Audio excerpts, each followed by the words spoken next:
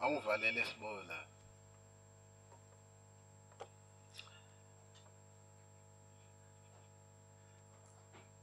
Abantu babengiselection bengizosho ngithi i-oledi lami lalisho lithi ungabe kanti unomsila kusho ukuthi umuntu oshiye evulile sobe nomsile yabo. So asithembe ukuthi akakho umuntu onomsile bomane ugada nje wena abantu bevala nje umnyango. Umkhumbuzo mangabe esewukhohliwe sibo. Utha ufika umthandazo ezulwini kuvula iminyango. So usiyoba ngilobaba obambe isicapha ngasemnyango amane evulela abazalwane bangene ama-installments only then uzobe uyawubamba umsebenzi wakho ukukhumbula. Thank you very much. Let me welcome honorable members. I hope kushuthi uthakathwa yimina mafolo. Just by opening my mouth, I was gonna say I hope you've recovered very well. Now, before I could say that, you demonstrate that you still almost 70%, only 30% recover. Let's hope you will finish this meeting. Honorable Nyambi, welcome. We heard your ordeal. Let's just say life is more important. I'm not sure whether I should appreciate the fact that you didn't respond to the late honorable cause that maybe was calling you. Yeah, she confirmed that at the funeral when she left she had an accident, but at least she's fine. So the problem with comrades is that when they are comrades, they sometimes become comrades even in death. They call each other, but you refused to. But on a serious note, we appreciate that you came out well. And by the way, you did the most profound things.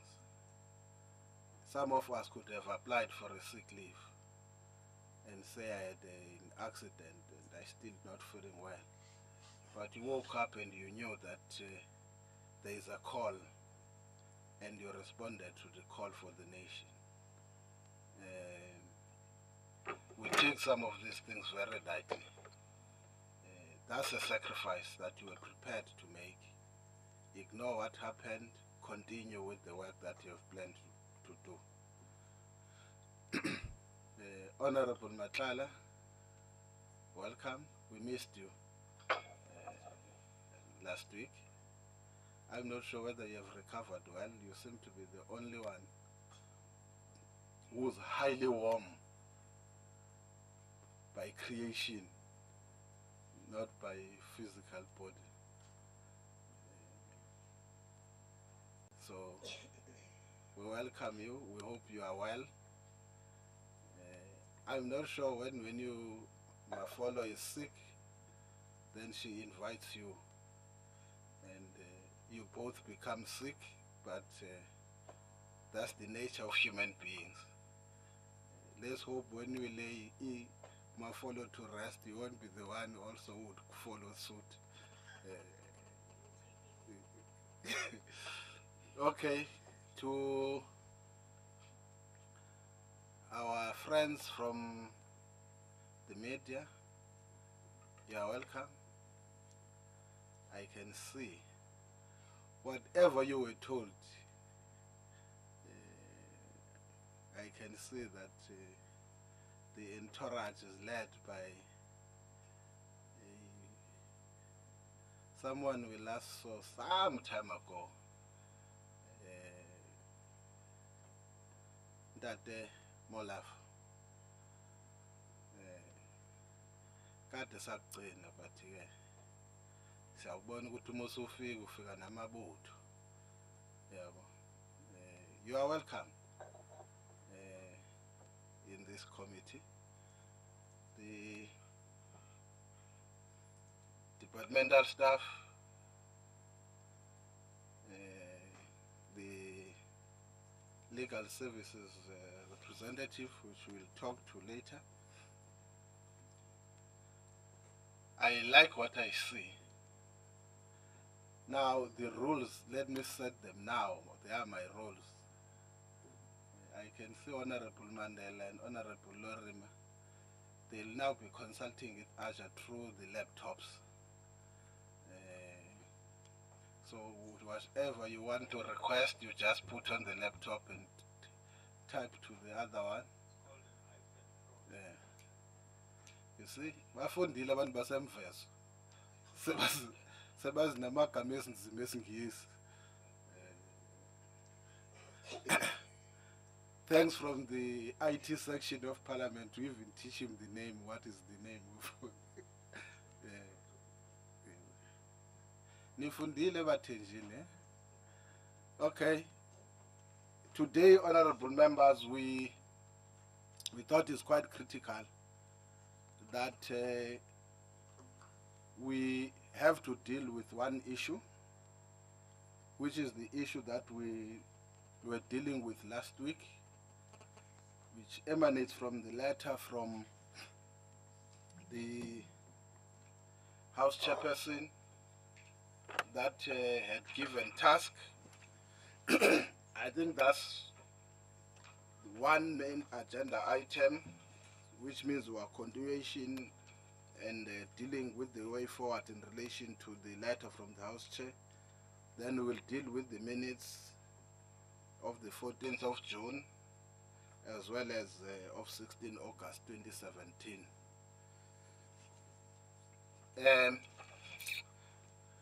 I must say I know and I understand we're dealing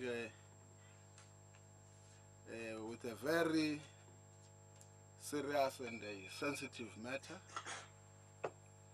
and sometimes not just body temperature but almost even emotional temperatures, they go high.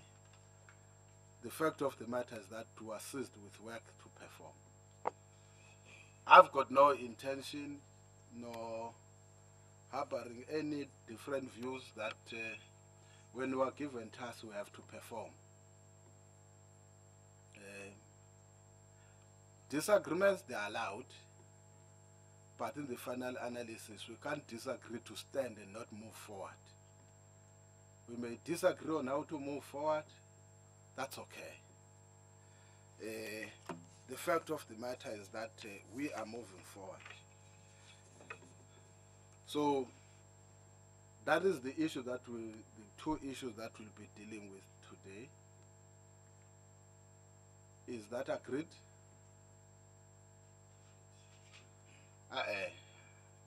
La ngisuka khona ayinto hayi ukuthi into embi. Ngifikile la kulomhlaba onzima. Manje u-agreed kwakuthiwa into yamakhansela. Uma ngifika ngisebenzisa u-agreed kodwa cha yenziwa lana. Fanele bekhona omuvayo. Not ukuthi umuva ungasuka esituleni sakho, omuvayo what is on the agenda. Hayi ukuthi uzomuva uma kuthiwa move.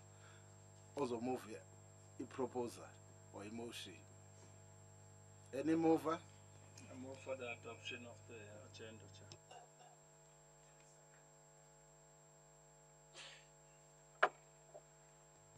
I second the motions, Chair. Okay. Also, I'm appealing to you, Chair, not to behave like a head boy, the manner in which you ask us a question. It was like all of us, we must just say yes in order. Sizwana nayo. Kufanele ukuthi siraise my hands wethu uqala before sikhuluma. Ngiyacela Chair. Ngiyabonga. Ngikuzwile kwawukuthi uyipatanise ngesizulu ufuna ukuthi ngikuzwe ngempela ngikuzwile. Ngikuzwile. Okay, honorable members, we had some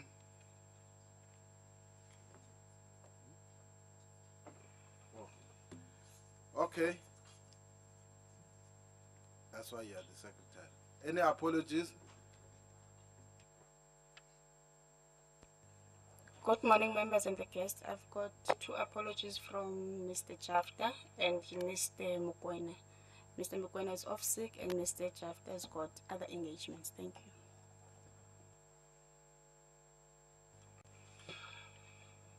If I meet Mr. Jafta, I will tell him that we're at the engagement, not the other engagement. So he must treat us as the engagement, then go to other engagements after he has dealt with the engagement. Honorable members, we had some quite intense discussions. I think it would be important from the point of view of the chairperson to deal with the issues that the committee has dealt to deal with. The first issue, obviously, which is in relation to the letter of the House Chairperson, the following initiative based on the discussions that ensued had to be taken. One, I wrote a letter to the House Chairperson which reads as follows: allegation of state capture in organs of state. Portfolio Committee on Mineral Resources held a meeting on the 16th of August 2017 to discuss the process to follow in investigating the allegations involving the Minister of Mineral Resources. The committee resolved that it should write to you and seek guidance on the following: the terms of reference, format and approach that can assist the committee, any specific rule to guide the committee, or should the committee use the general principles of holding the executive to account, the extent of the investigation and the manner of collecting the evidence, available resources to assist the committee during the process. The committee has also requested legal opinion from the Parliamentary Legal Services. I must say, subsequent to the committee, we sought legal opinion from Parliament so that whatever we do is within the legal framework that is guiding us. Subsequently, I had a meeting with the House Chair, who explained to me in terms of his expectations. I then said, for all along I've believed that as honorable members I'm dealing with the confidence that the committee has on me, but with the discussions that ensued, I cannot guarantee that. Then he made a commitment that he's gonna place in writing what he was suggesting on what the committee has to do. This is the letter, therefore. Dear Honorable Chairperson, your letter dated 18th August 2017 is at hand and refers. I confirm that we have met and discussed the contents thereof in a meeting earlier this afternoon. We also agreed to an approach in dealing with the matter at hand. Over the last 2 months, serious allegations have been made in the public domain about state capture and the alleged role of certain members of the executive. The sources of authority of the National Assembly is contained in Rule 2 and is primarily derived from the Constitution of the Republic. Parliament is amongst others legally bound and empowered to exercise oversight over the executive and to keep it accountable for execution. Allegations against any member of the executive warrants the attention of the relevant committee to clarify issues under contestation. The relevant member of the executive must be provided with a fair opportunity and platform to respond and, where possible, clarify allegations in the public domain. This should be the point of departure before the committee determines its next course of action. Furthermore, the committee must perform its functions in terms of Rule 167 of the Rules of the National Assembly. Finally, the committee must determine the resources required and communicate the needs to my office. Yours sincerely, City Frolic MP, House Chairperson Committees, CC, the Speaker of the National Assembly, the Acting Secretary to Parliament. In simple terms, what the chairperson has said is that before we do anything as a committee, we should invite the minister, let the minister be made accountable to the committee, and as members of the committee, they must be allowed to ask any questions to the minister. Only after then the committee can make a determination or a decision on what will be the next step. But I think there's one part that is not here. Members, again, they can decide to believe or not believe me. Two other issues that he raised was that as a committee, we should also look at issues that might be overlapping with other committees, which could be, for an example, issues that emerges from public enterprise, which means there is a potential of a duplication of task. Therefore, if those issues are reflected, for instance, in ESCOM, then we must confer with the Committee on Public Enterprise as it is dealing with the matter. Linked to that, we must also look at, are there no other issues that we might be dealing with that are being dealt with by SCOPA, so that we don't deal with the same issues that other committees are dealing with them. The manner of conferral, it's a matter that is said, then it's at the committee. Either as a committee, we may ask to join that committee as and when it's dealing with that matter that might be affecting a member of the executive. So that is the issue, therefore, that is in front of the committee. Then there is a legal advice, which means we have to deal with the executive member concerned, and in this case is the Minister of Mineral Resources. That is what we are given a directive to follow, the process to follow, is to invite that minister. I'm not sure whether we then also deal with the legal opinion. From a chair's point of view, therefore, I spoke to the minister, consulted him, and I raised the issue that the committee might require his services to come and account to this committee. He declared that from today and any other time that we so need him, he's ready. He will come and account to the committee. And I then said, fine, when we have dealt with the matter, we'll come back to you. Be ready to appear in front of the committee today. So that we also deal with the issue that, as I said, sometimes we may feel like we're taking very slow.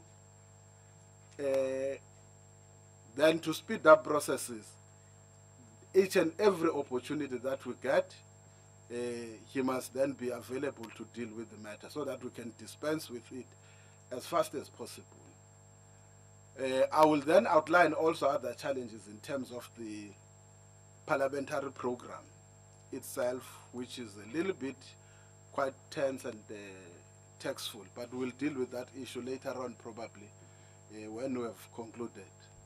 So my issue now is with you, honorable members. There is the response, but my take will be that even if we agree on this first part, we may also have to get the opinion of the legal services of Parliament. One person once said, I rest my case if there was any. Honorable members?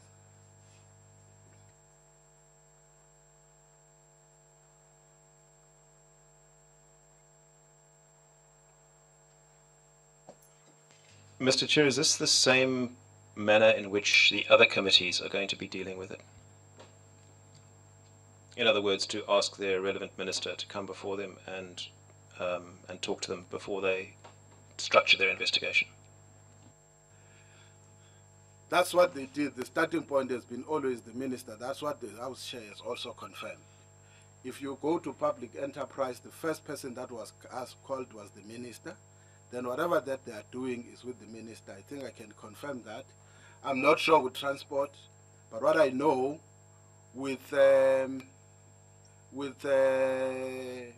Home Affairs, they invited the minister and the DG and the former minister. The process, to what I know, is that the DG did come. The minister, I think, was appearing yesterday.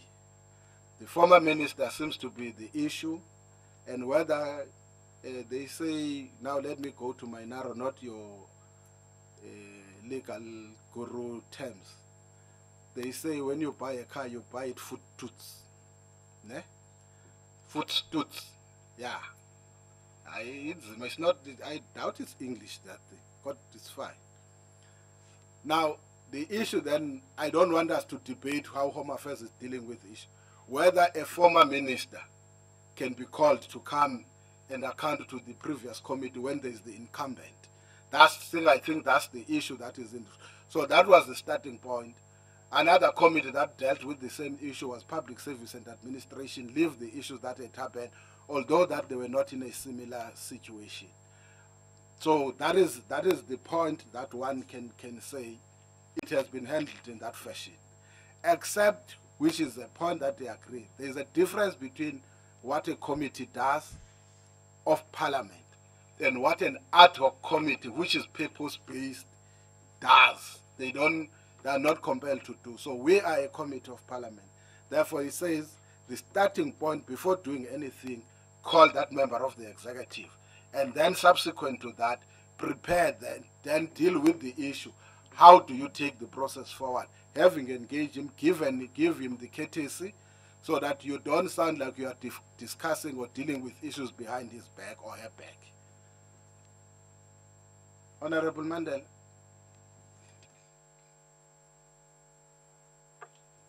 Thank you, Chair. Mine is just to support the two motions that you've spoken to in terms of the legal advice from Parliament, and then also to ensure that we call the Minister. I would therefore suggest that we call the Minister and dispense of that, and therefore having done that, we are able to then speak to the legal advisor and see as to what we can do in terms of mapping the way forward. Thank you. Honorable Schmidt.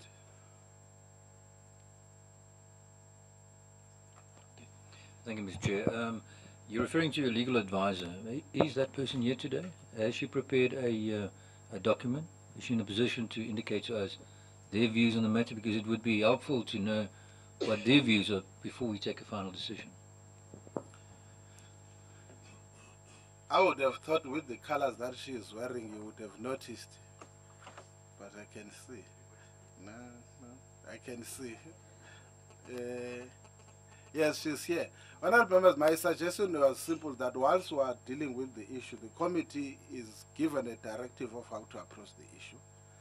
I'm not sure now, currently, whether because the legal advice is also a subject matter on the basis of what we are faced with. In case the House Chair had not given us a directive on how to handle the matter. I would have thought what, I don't know, between the two of you was suggesting, that except if she says she can do that, that it might be more strategic when we have dealt with the first hurdle to then give her a clear approach on then, having done this, what then it's supposed to follow as the next step.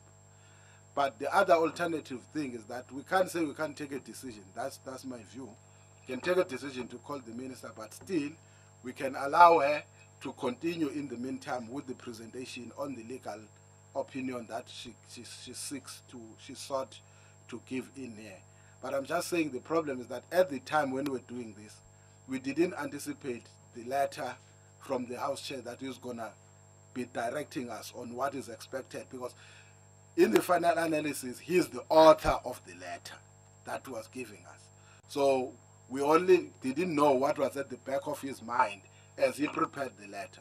But if honorable members allow, we can do that. But the fact of the matter is that we can only dispute what the House Chair is directing us to do. That is how I will understand it, what is directing us to do. But if the legal opinion, let me play the devil's advocate. The legal opinion may not be saying that. The difference with the legal opinion will be that it's an opinion. You are allowed to take it or not take it. But you will then have to explain when the House Chair has given you a guideline that why you didn't follow that procedure, because that's what you are given as a procedure. Honorable Mandela, Honorable Schmidt. Thank you, Chair. I think the committee is advised and led by the input that's before received a input from the House Chair requesting us to investigate the numerous allegations that are in the media. We then sent a letter back to him in terms of the letter of reference so that we are able to understand exactly what the approach is. He's come back to us with a clear directive as to what we ought to do to call the executive, in this respect the Honorable Minister on Mineral Resources. I would like to move, Chair, that we call for the Minister of Mineral Resources and we are able to dispense of this matter. Thank you. Thank you, Mr. Chair. I don't know what the legal advisor's opinion is. It may be supporting the House Chair, it may be different. It's an opinion, we may accept it, but at least we'll be better informed when we do take a decision as to what the best process would be. So I don't see any harm if the legal advisor is prepared to give her opinion, to consider it. I can't see any harm in it. We can just say, sorry, we're following the House Chair's example.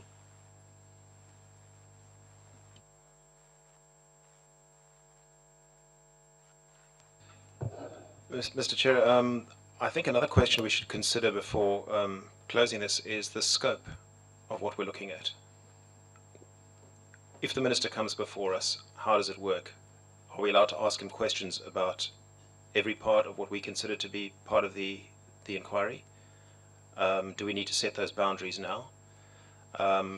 It would seem that a large part of what we have to do is to establish whether or not there was an improper relationship between the Minister and the Gupta family. So that would involve not necessarily only mining questions. It might involve questions about his political life before he became Minister of Mineral Resources. So I think we need to establish that up front and agree on it. Again, it's not my wisdom. Ne? If it was written, I was going to say in quote, open and close quote. The understanding of the House Chair is that this is a committee on mineral resources. It has to deal, because that section that is being quoted, two of them specifically relate to a committee of parliament on what it's supposed to deal with. That's the first issue. But they say in parliament, if any member, wants to ask a question, it is up to the person who's asked the question whether to respond or not to that question on its relevance. Thirdly is that as a committee, it's up to us to, if those things are dealt with. For an example, to the best of my knowledge, as a committee, we can't express an issue that is not for the committee, except if it's for mineral resources, specifically mining. Some of these questions, that's why we made the example with the issue that can be handled by SCOPA, the issue that can be handled by the Ethics Committee, the issue that can be handled by public enterprise, because the main activity is public enterprise, but we may have an interest because it affects a member of this committee. But it may not necessarily be mineral resources. That is an issue that is outlined. And the issue, when he says you can only deal with the process, then what you will have to do, including scope and so forth, you can only do that when you have given the member of the executive. Then it will shape you, how do you handle the process beyond that. Honorable Schmidt and Honorable Mandel, was your hand up, Honorable Matlala? I am not speaking. I'm not saying speak. You said, I'm just asking, you said you must raise your hand first before I can point at you. So I'm asking, was your hand up? My hand was up. Okay. Now, after Honorable Mandela, so that we wrap up and move forward. Mr. Chair, back to the legal opinion. Is the legal opinion available to members of the committee? Or will she make it available? Because I would like to know, before we take a decision, as to what the possible views are. I don't think it can only enrich our discussion. It can't clamp down. So the question is, will she make it available? If so, can we have it in writing? Thank you. Not in a, you know, one thing that I know that I like is that none of us here, you know me, has got answers. Members must, now just saying, just if you say, Chair, like I propose, can we also get the benefit of the legal? That's a suggestion. I'm trying to say, don't, you see sometimes when, I know when you ask a question, you do have an answer. Just put your feelings on the table. Don't worry. Relax. The feeling is she should give it to us. Yeah, that's what we need. Honorable Mandela, then Matlala. Honorable Chair, the legal advisor is to assist us with seeking a way forward in how to handle that matter. I think what is before us in terms of the letters that have come from the Honorable Chair, House Chair, Honorable Frolic, is us to engage with the Minister. And some of us, Chair, quite unfairly so, move out of meetings here and make utterances in the media and say that this committee is avoiding and dragging its feet on doing the work. So today I wanted to be clear, we want to do work. We want to get on with the business of the day. And therefore, I'd like us to call the Minister and attend to these issues. I'd like to move that. Thank you. Thank you, Honorable Chair. It's like you were reading my mind because the letter from the House Chair says, I'm not sure as whether I'm going to interpret it correctly, but the issue, the bone of the tension here is that we must call the Minister who is a culprit, and he must come and tell us what is it. And therefore, after we have discussed and agreed or had the input from the Minister, it's then that now we can get some legal opinion with regard to the input from the Minister and chart a way forward. Because you can't start with the legal opinion on what, on which basis are we going to start with the legal opinion. Because you must have something before the legal opinion so that you can chart a way forward. You can't have the legal opinion before the input from the Minister. So my suggestion, and of course I will second the Honorable Madiba here, that let's call the Minister. We can break for 10 minutes and wait for the Minister, come here and present the input, and then from there we'll chart a way forward from the legal opinion, Chair. Thank you very much. Okay. Maybe so that we understand the issue. Let's try to understand. When we wrote the letter, so that whatever conclusion, when we wrote the letter, there was no directive to say how do we deal with the matter from the House Chair. We then went to I don't want us to go to the detail. We then said, in the meantime, in case the House Chair does not respond and we are in committee, we must get someone who can give us a legal opinion on the matter. The risk that I sense now is that if we take legal opinion now, and after the committee has taken the information and what the Minister would have answered and so forth, now the question arises, what do you do? And we then go back again and say, let's get a legal opinion. The risk is very high that instead of us doing our work, we will become a vehicle that survives on being advised. Can you agree then that let's get the Minister, because of the benefits, and my request would be that the legal advisor stays, with the benefit of what the Minister would have presented and the questions the committee would have asked and so forth. She then goes back and work a legal advice that is going to do the work of the committee based on the benefits that she has at this stage. Because at that time, there was nothing that was in front of the committee. There is now a mover and a seconder for the motion. Honorable Smith, you object? Do I read correctly that this committee wants to call the Minister today? If that is so, I'm going to argue that this matter is being rushed through this committee without it being properly placed on the agenda that the minister was here to be coming to give his view today. There was no indication of the minister coming today. None at all. There was a discussion on the issue. That's number one. Number two is, what is the procedure to be followed?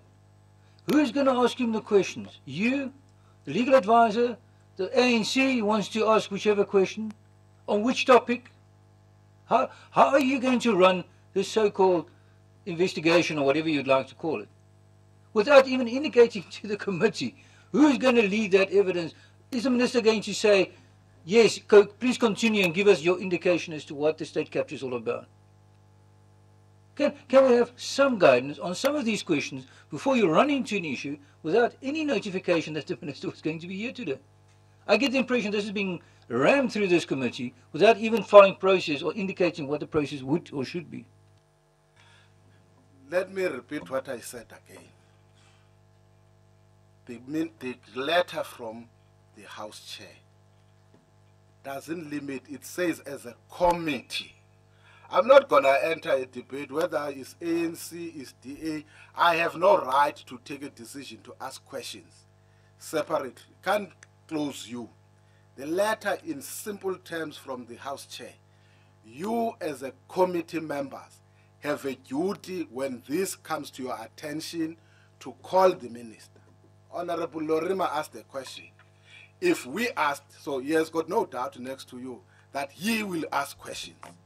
If we ask the questions, will we only ask questions that relate to mineral resources, or we can ask any other questions?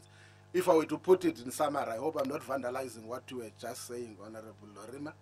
He says, can we ask ethical questions also, or questions that have got to do with issues of conflict of interest, non-disclosures, and so forth? I said my answer. To the best of my knowledge, we can't limit members for now from asking those questions. Only the person who will respond to those questions can say that question, to the best of my knowledge, is not relevant. He even made an example about what would have happened in the previous life of the minister, not as Minister of Mineral Resources. I said from a chair's point of view, we can't do that. So I'm not going to go to the issue of ramming through. That's why I did not respond to Honorable Mandela too, to say we're dragging and so forth, because to me those things are not going to take us anywhere. In actual sense, they are going to divert us. Now we then say, let's deal with the first question on the table. It says, let's call the minister. That's the issue, and we agree. If that's what we agree, let's call the minister. The second issue that you are raising, I think it's a matter then for the committee to say, when do we call the minister? That's a different issue. So that we deal with that, the first thing that we must deal with is that we agree with the House Chair, we must call the minister. The next question is that, I thought, for me, if you're saying that, that's a different argument. Say, we can't call the minister now because we were not aware that the minister would come. We want notice that the minister is invited to our committee on this day. I don't know. I don't want to answer that, but I'm talking on a principle matter. That's what we are supposed to do. Then we say, having dealt with that, the legal advice must then guide us, given what we would have collected. Because that's what the House Chair says. Go and do your work as a committee. When you have collected your work, that's what the letter says. Let me read it at the end. Finally, the committee must determine the resources required and communicate the needs to my office. It actually means that legal advice, when it comes here, it will then be able to tell us what could be the possible resources, the approach, and so forth and so forth. Then, collating that, we will then take it back to the House Chair and say this is what the committee requires to do in whatever way that is so required. Honorable Mandel and Honorable Mafolo. We have moved for a motion as to what should be done. And we have seconded on the matter. I don't know why we're still having a discussion on this matter. Honorable Matala asked for us to attend the meeting and have a 10-minute break. We call on the minister's availability. The minister has indicated, according to what you've said, that he's available. So I'd like us to move in that regard. And again, it has been moved, it has been seconded. Can you please action it? Thank you. It's a very strong objection. Okay. If we call the minister now without any due notice, we are making a mockery of these proceedings. Is there a seconder to that? There is a seconder. Let me do something that I don't usually go for. Oh my gosh. Hey, sorry, in August. I can do that error any time of the year. Sorry, Honorable Mafolo. Yes, Honorable Mafolo.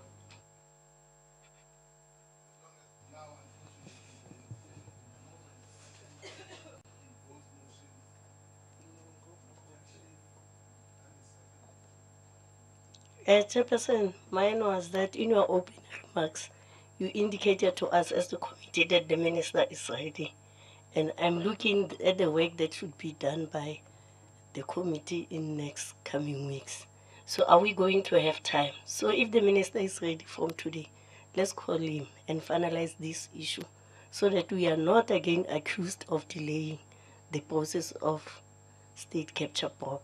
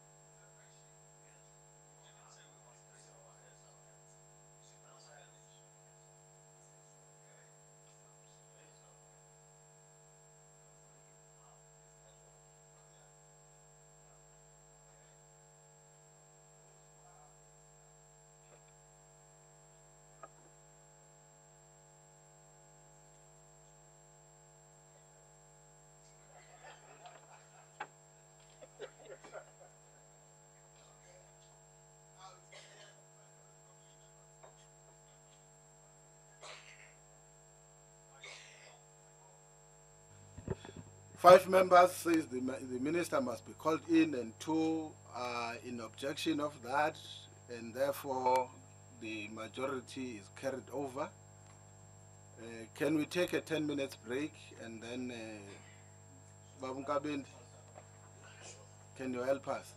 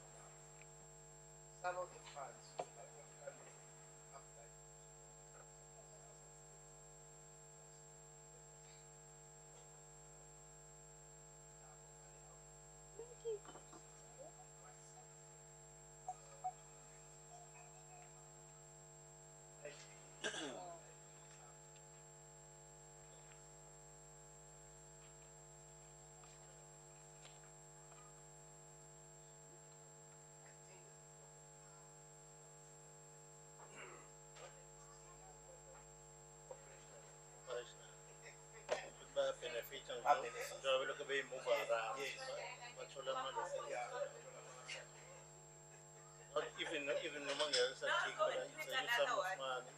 So I think for them a fee for just putting him out of so so we move for him a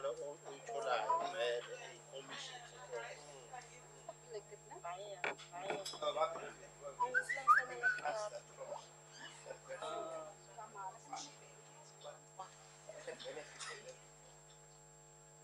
They don't keep it for free.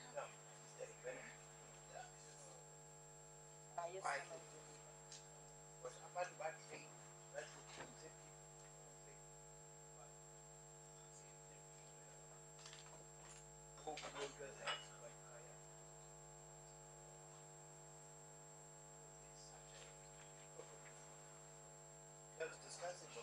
I'll talk to Martin and I'll also talk to my colleagues and the treasurer. So there are quite a few content advisors. Some of us who are different.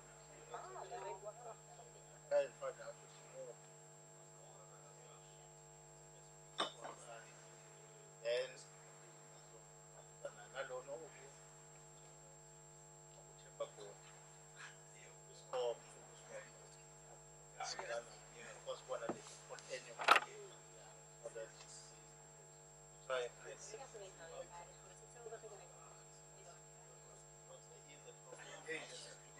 I think SABC is it's not once. We have tried to remind them more than 2 times. But they eventually don't show up. But everything.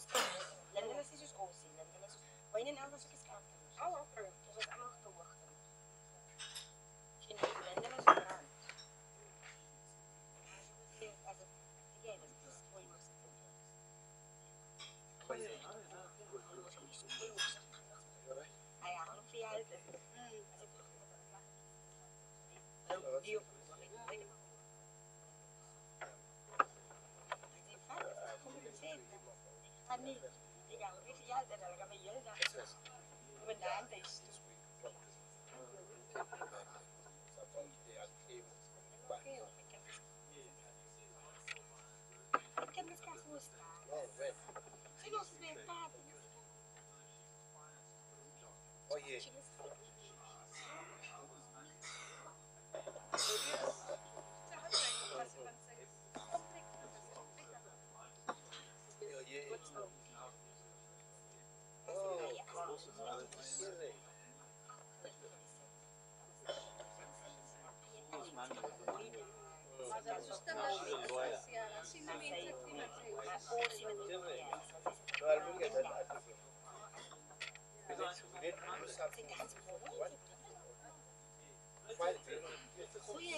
They are not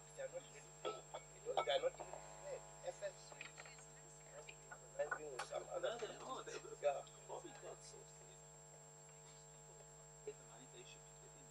yes. Because it's not their money. So let's discuss.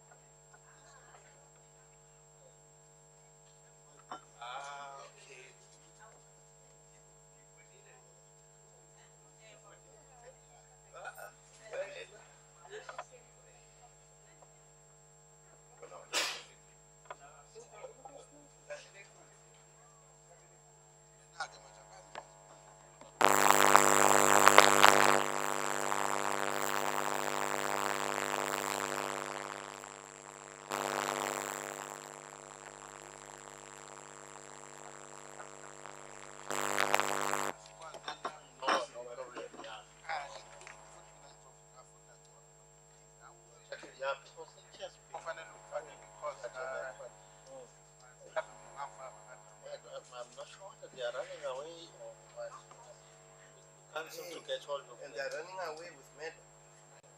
That's the problem. That's the problem. We can't seem to get hold of them. But we've been meaning to call them for some time. Yeah. There's no sign of willingness there. Take me for a man. Resistance. Yeah.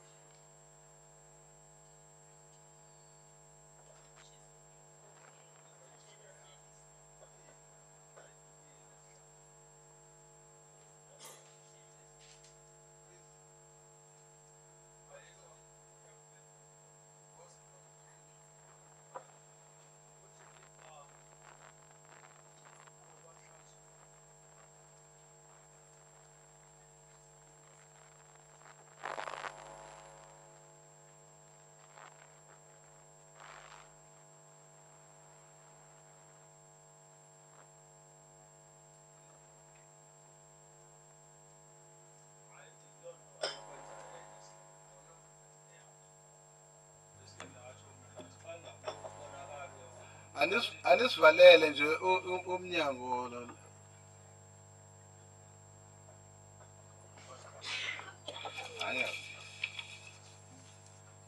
Okay, honorable members. Lost and found. It's still lost, not found. I'm told the attendance register has just disappeared. Anyone on the papers that are in front of him or her can please look for the attendance register. Okay.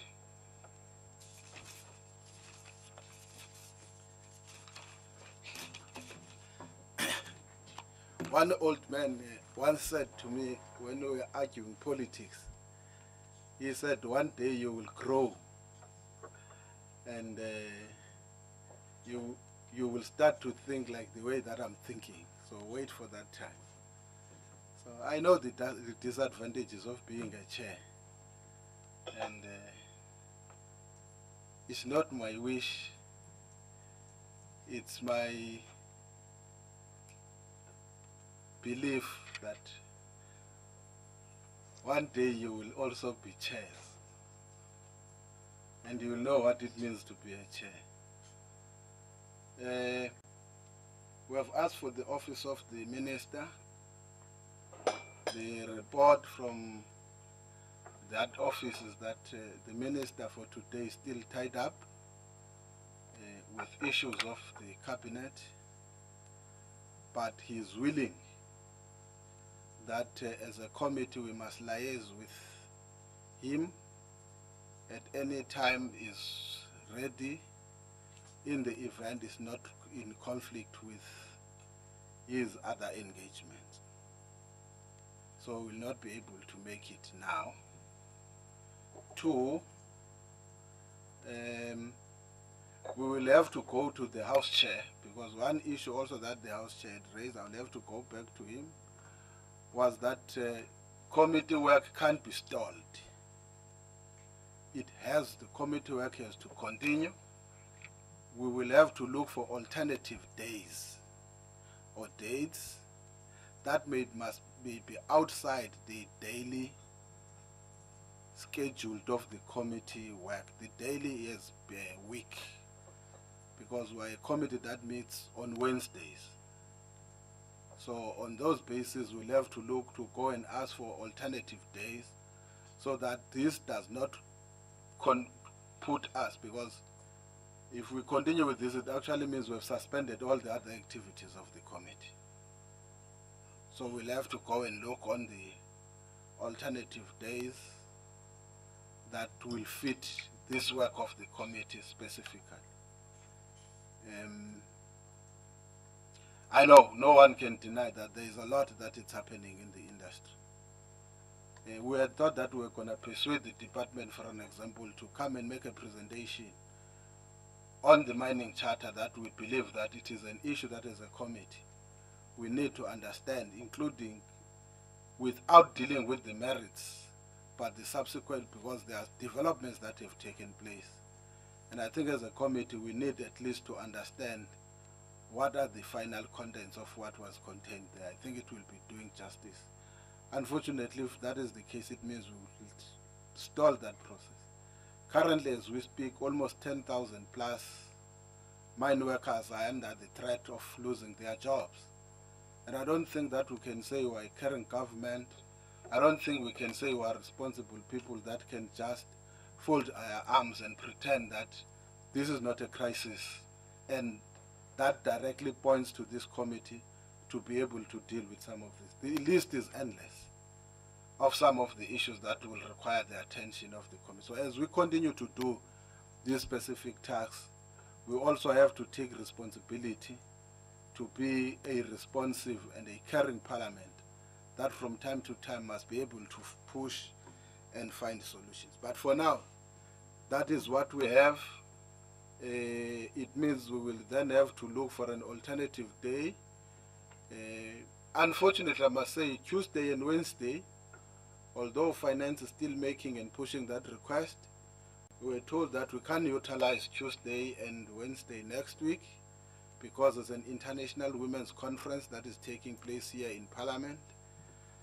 In the question of, that's why I was saying the problem is that when we look at the schedule of Parliament, we must also understand Friday, like, is it next week, ne? Or is this coming Friday? The police. Yeah, this coming Friday, police, because we're the ones who brought issues about illegal mining. So police facilitated that process after my engagement with the chairperson. They say there's no other day that they can utilize because of what is on their plate. So they've secured a committee meeting specifically on illegal mining, and they want us as Mineral Resources to be part of that meeting on Friday. So it actually means we must know now parliamentary committee are confirmed Tuesday to Friday. I looked at the program of Parliament. It's quite hectic. We will then have a 2 weeks constituency, come back I think for 2 weeks again, which means 2 days, and then go back to constituency again. In between, during that process, we'll also be dealing with the issue of the BRRRs. So that is the issue, honorable members, for now with what we are dealing with regards to that, but we think we'll interact with the minister and then tell him that the committee has agreed he needs to be able to appear in front of the committee so that it can engage. Honorable Mandel.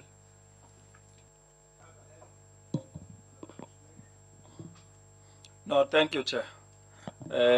I just hope that this is captured, that this portfolio committee on mineral resources is ready and fully equipped to deal with these matters of state capture that relate to the Honorable Minister on Mineral Resources. Now, what is very disturbing, Honorable Chair, is that we come out of meetings in this portfolio committee. Then you come across headlines that read, DA accuses Mineral Resource Committee of delaying state capture probe. And this undermines the work that we are doing, Honorable Chair. When an honorable member of this committee goes outside the committee, knowing very well that there is a chairperson of the portfolio committee that is to attend to matters of the committee, then renders utterances out there, by stating that we see this as a delaying tactic.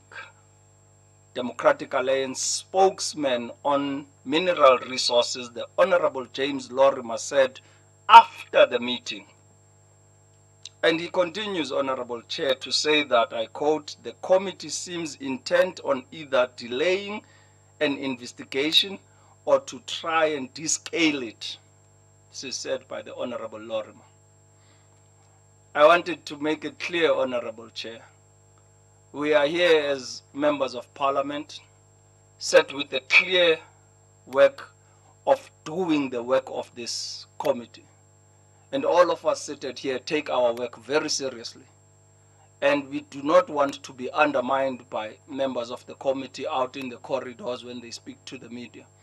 We must be very clear that we are here, and we've illustrated today as the ANC and as members deployed in this portfolio committee, we are ready now to engage on these matters. Thank you, Honorable Chair. Let me say this.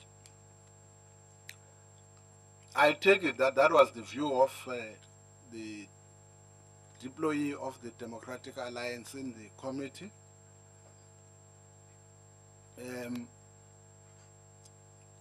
I don't want to. I decided deliberately not to respond to that. From a chair's point of view, I've got a duty and a responsibility to deal with issues as and when they prevail in front of me. And I must say, without fear, I did not take an offense, in as much as it is an allegation and an accusation against the committee, not even against individuals. But I didn't take an offense. It's politics. That's life in politics. But from a chair's point of view, some of the things I just decide, look, there's work that has to be done. Keep focused. Deliver the results. Only the results will tell you whether what you did. And I don't fear to falter, because from faltering I take lessons, I learn. So it's okay. Honorable Schmidt? Mr. Chair, I have never ever honestly seen a process to be embarked upon where there is no indication as to what the procedure will be once an individual is called to give his account of fulfilling his duties as a minister. There are, as far as I know, I may be wrong, maybe legal advisor can help, no rules indicating how that process should be run. There should be at least some form of indication how that process is going to be dealt with. B, the next issue normally is there is substantive matters on in respect of an investigation. Normally everyone who goes into an investigation has a note of the terms of reference roughly, and that there is witnesses to be called or that there are issues to be dealt with in advance. Those issues are made available. C, there is no indication as to what would have happened if in an hour and a half we would not have finished what we were to do with this matter. In other words, what I'm trying to say is we don't know any iota or title, where we're going, how to do it, because there's no rules dealing with the matter.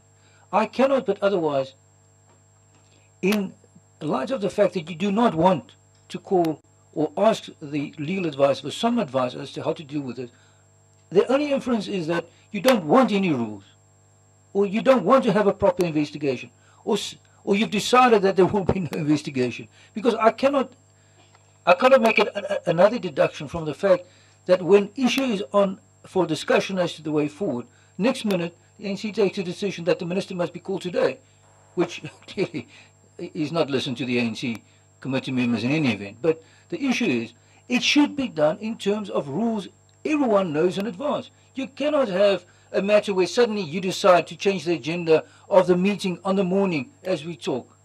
Wherever has that happened in the history of this committee that you have changed the agenda to the extent that you did so this morning? And then fourthly, I want to know whether the proceedings are going to be recorded. Because if that minister does not speak the truth, he will have to suffer the consequences. It will have to be recorded, Mr. Chair. Is there any indication as to that the proceedings are to be recorded?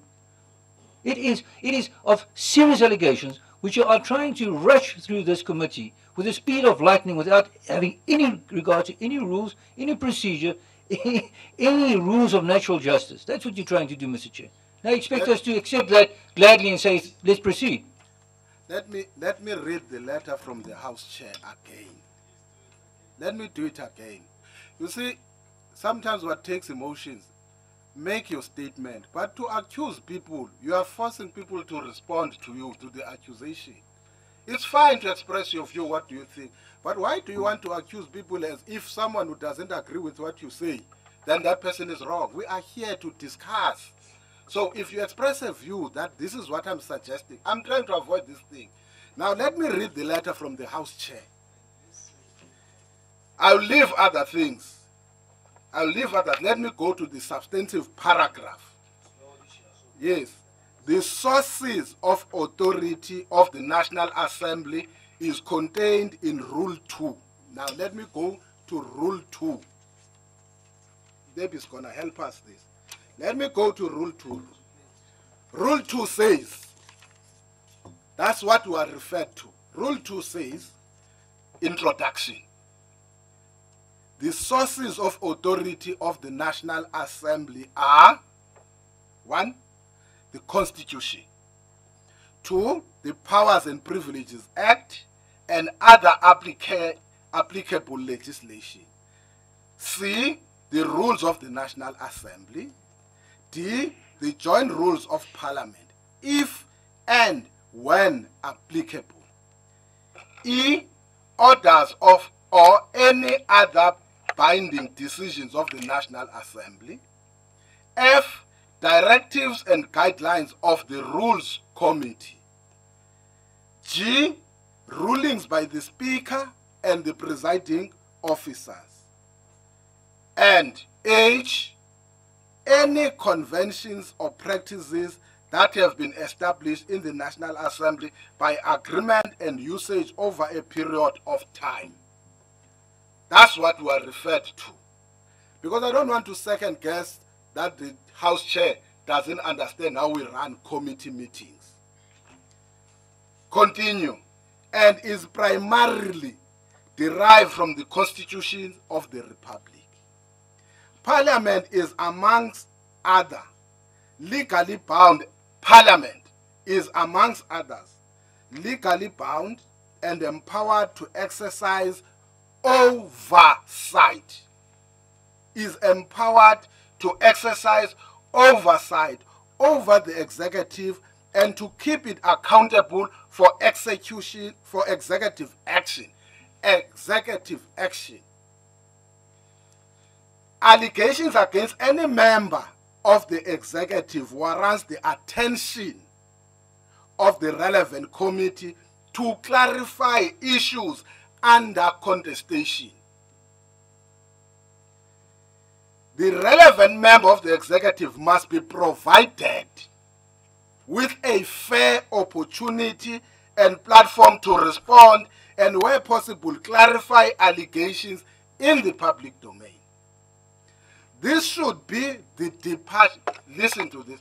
This should be the point of departure before the committee determines its next course of action.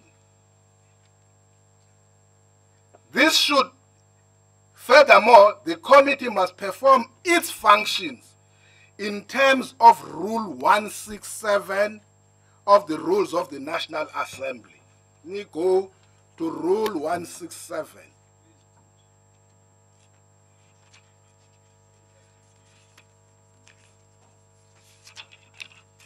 Rule 167. For the purposes of performing its functions, the committee, not any person, for the purpose of performing its functions, a committee may, subject to the Constitution, legislation, the other provisions of these rules and resolutions of the National Assembly, summon any person to appear before it to give evidence in oath or affirmation or to produce documents. Receive petitions, presentations, or submissions from the interested parties, persons or institutions. permit oral evidence or petitions, representations, submissions, and other matter before the committee, conduct public hearing, consult any National Assembly or Council committee or subcommittee or any other joint committee or subcommittee, determine its own working arrangements, meet at a venue and determined by it, which may be a venue beyond the seat of Parliament, meet on any day and any time, including on a day which is not working day, on a day which the Assembly is not sitting, at a time when the Assembly is not doing, exercise any other powers assigned to it by the Constitution, legislation, provisions. That is Section 167.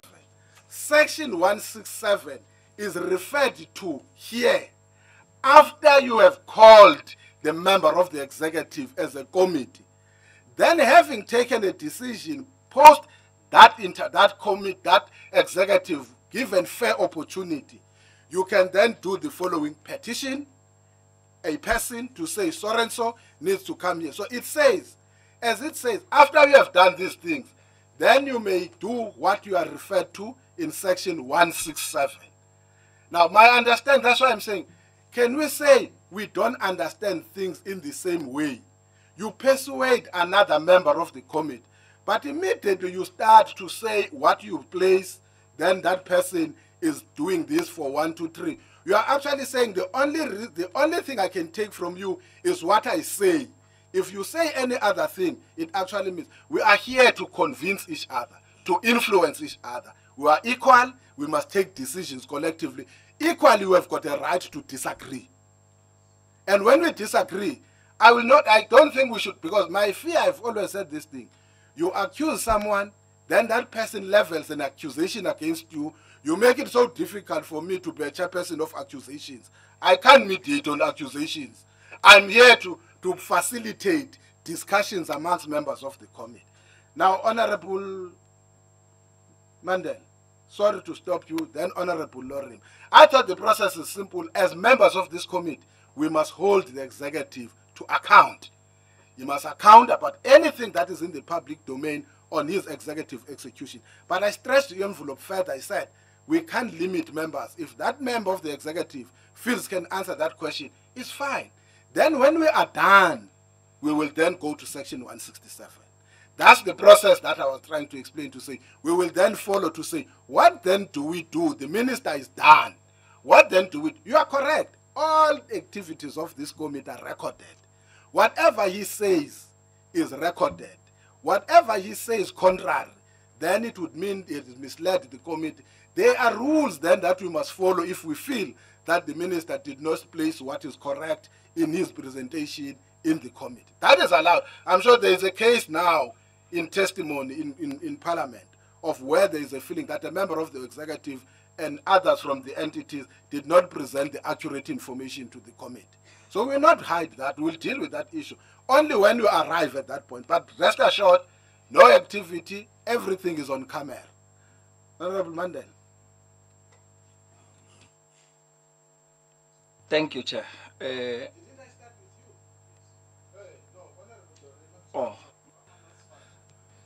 I don't know, maybe the capacity of the Mvezomoti is too much. So continue, Honorable. Thanks, Mr. Chair. I'm going to put aside for the moment Honourable Mandela's remarks about me, but I'm sure that if he wants to talk to journalists, some of them might even be interested in listening to what he has to say. My question, though, Mr. Chair, is just to get clear in my mind, does that mean in the next step the Minister is going to come and simply respond to any accusation he wishes to? Are we at that stage going to be allowed to ask questions in the very next round, or is it your intention that all of those questions have to hold over until he returns?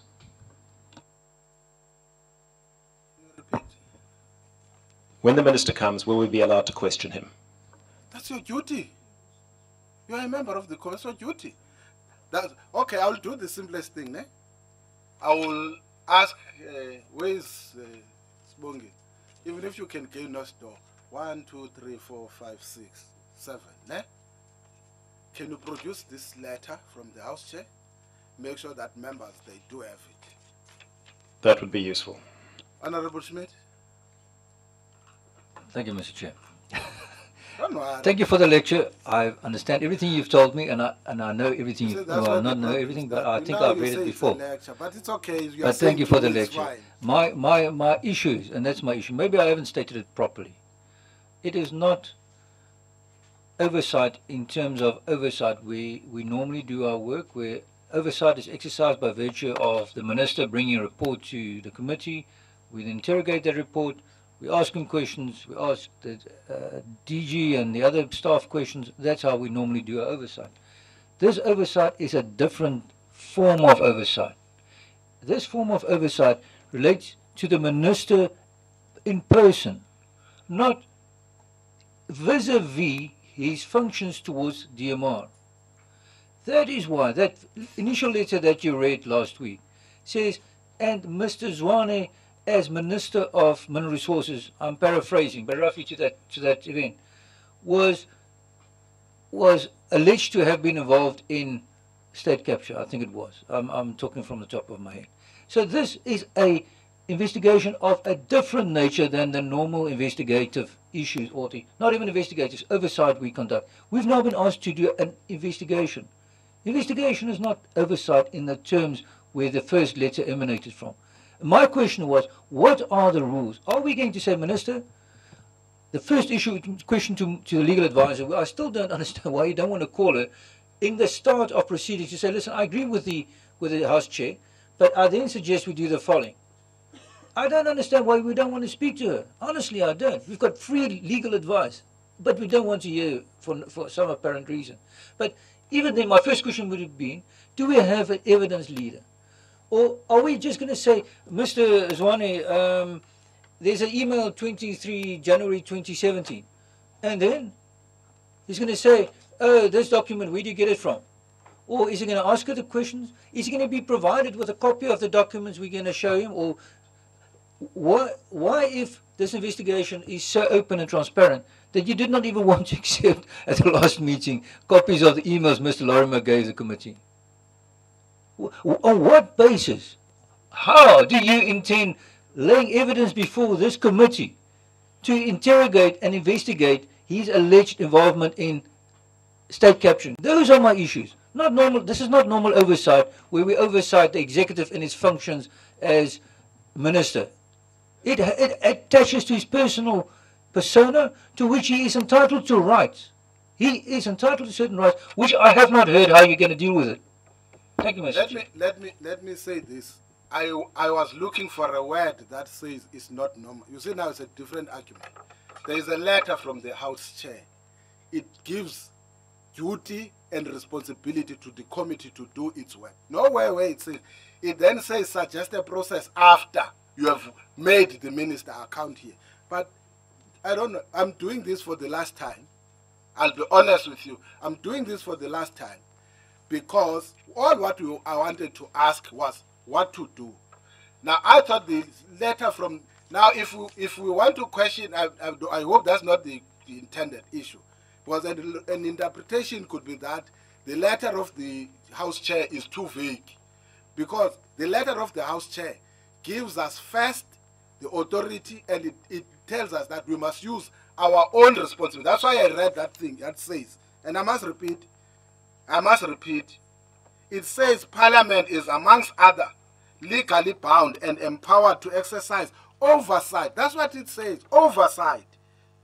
There is no way it says except in special circumstances. It says oversight over the executive and to keep it accountable for executive action. It says you can't abdicate your responsibility. The questions of an evidence leader, collecting of evidence, it says, having done all your responsibility as a committee, even if you shoot from the hip, anything that you do, but when you have done with that issue with the executive authority, you then sit down and formulate a procedure and a process of how to deal with what you would have dealt with. That's why it says must give a fair opportunity. But can I give to the legal advisor? But next time I would try by all means, because every time I try to take members to this side, last time, if you remember, what members are not saying, I suggested that we must call the minister, give him the first thing, because we're debating again investigation. I said, shouldn't we do the simplest thing as members, because we've got a duty. We have a duty. We can't abdicate that responsibility to nobody else. It's us. That investigator must be told on the basis of what would have derived from making the executive account. I said, why shouldn't we call this executive? Then I was told, no, it's a wrong decision. That is not what we want. I can guarantee you, by now, we wouldn't even debating whether it was right to take decisions today that must come today and so forth. That could have been done last time. But I'm saying the House Chair now gives us a directive. Go exercise your oversight responsibility in the committee. We seem now to be second guessing. Is our oversight about questioning the minister? I said, you are free. Ask the minister if you want to ask him when you are here as committee member about if you feel that there is a threat the matter. Can you answer, minister? I said it's up to the minister to say, no, but that this thing has got nothing to do with you. I have accounted on it. I'm just making an example. But we can't preempt before we exercise our own authority. But let me give because I thought the only thing I was saying is that when we invited the legal advice, we invited on the basis that we didn't have a directive from the House Chair. So it's not avoiding her, because what we are going to do now, we will ask her what to do. If she says, okay, no, it's fine, honorable members, you must continue, the House Chair says, do this as your oversight responsibility. Then when we are done, we must come back again to her and say, please, can you advise us now what must become the next process? Then we're not doing our work. It means we are working on the basis of a legal advisor. We have a duty to take our own independent decisions. Then I thought we were going to say, having dealt with all these issues, can we then ask for a legal advice on what then becomes the proper process to handle this thing?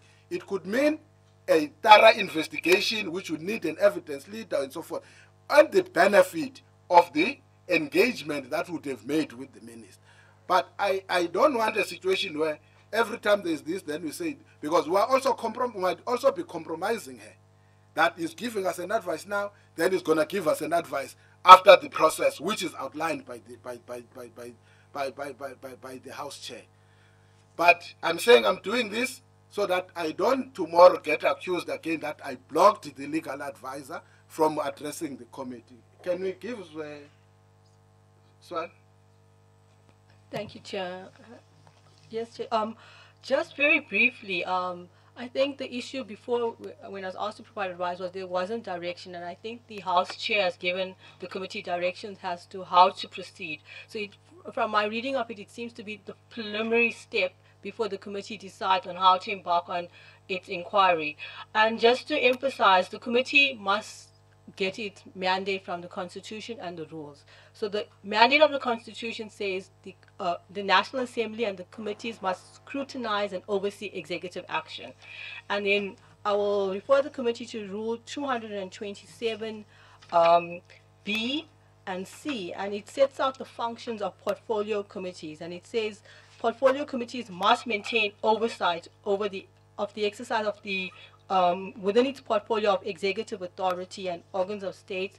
And C says a portfolio committee may monitor, investigate, inquire into, and make recommendations concerning any such executive organ of state.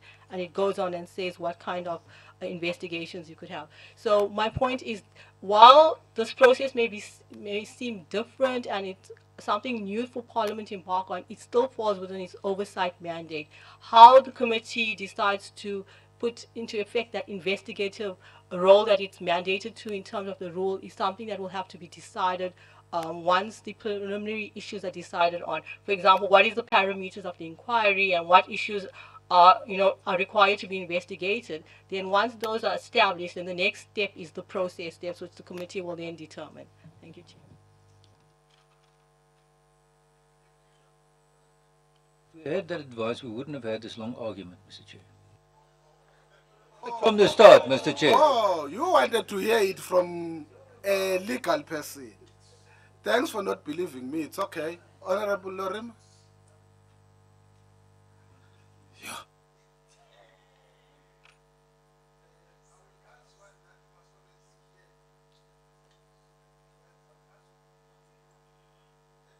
ask you to be here so that when the chair is not believed of what is interpreting, we can just ask you to give, because I was told never question the law, you must ask the law. So I thought I was doing the same interpretation, but we came to the same conclusion, but it's an August month. We needed a woman to break the stubbornness of men amongst us. So it's okay, let's leave it. No, we take responsibility for anything as men, collective responsibility. Okay, honorable members, there is clarity. Can we then agree that we will interact with the minister, and then the minister will then agree on time? We'll also interact with the House Chair so that we can be able to secure some days and dates. I know there are members who have got multi-committees, but we will indulge with them to be patient for this process. Okay, finally, we have dealt with the matter. Can we go? I've done the issue of what is the schedule of Parliament. Can we go to the minutes?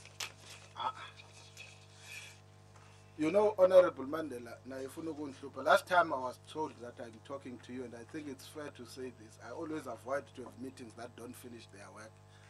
And I must declare today, because at least they smile in all your faces when there's a breakthrough. The reason I was talking to him is because those members that came were not going to have a quorum, and we were not going to take a decision, and we happened with them to be able to take a decision. That's why there is a movement forward. Step by step, we will make it. In course, I'm going to advertise Nambaza Sabe. Okay. Minutes of the 14th of June. The problem, the chairperson was not present. Page 1. Yeah.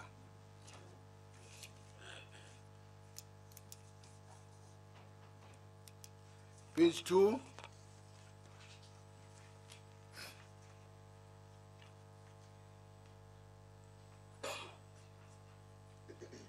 Page 3.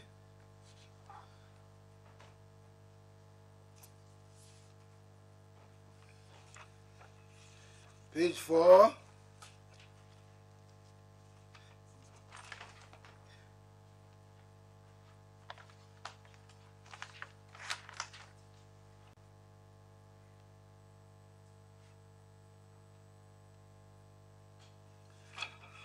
Page 5. Don't ask me why I'm laughing. Page 6.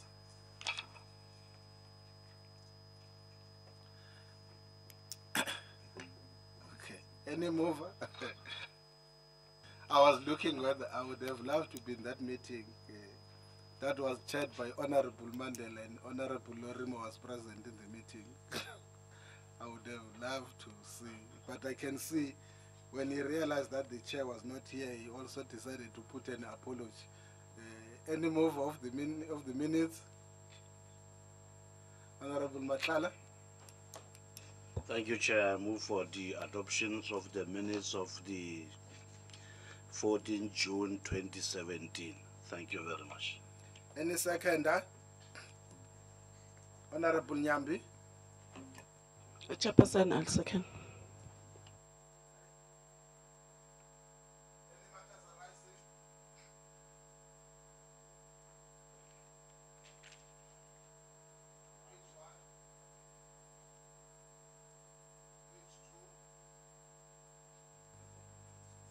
Page 3.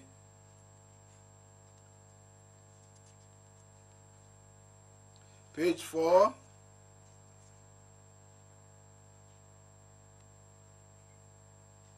Page 5. Mr. Chair, in the resolutions on page 5, there's some documents which have been asked for. Have any of these been forthcoming? Section 5, resolutions.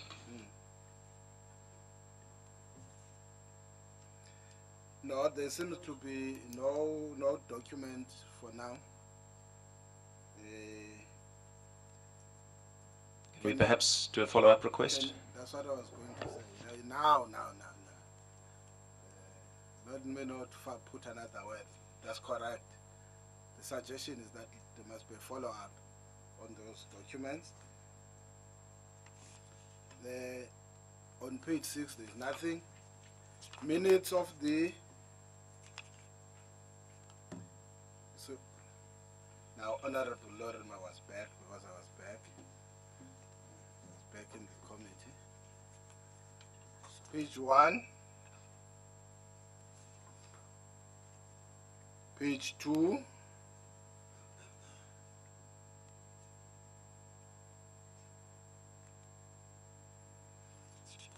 Page 3.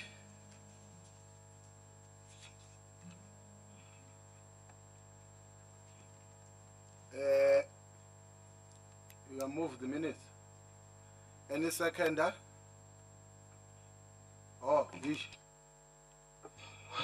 Thank you, Honorable Chair. I'd like to move for the adoption of the minutes of the 16th of August 2017 as a true reflection of the meeting we held. Thank you.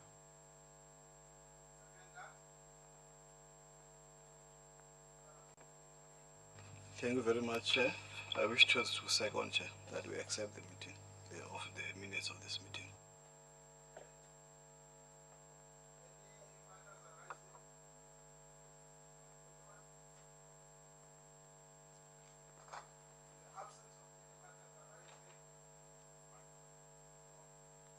In the absence of any matters arising, can I make this announcement, request and plea?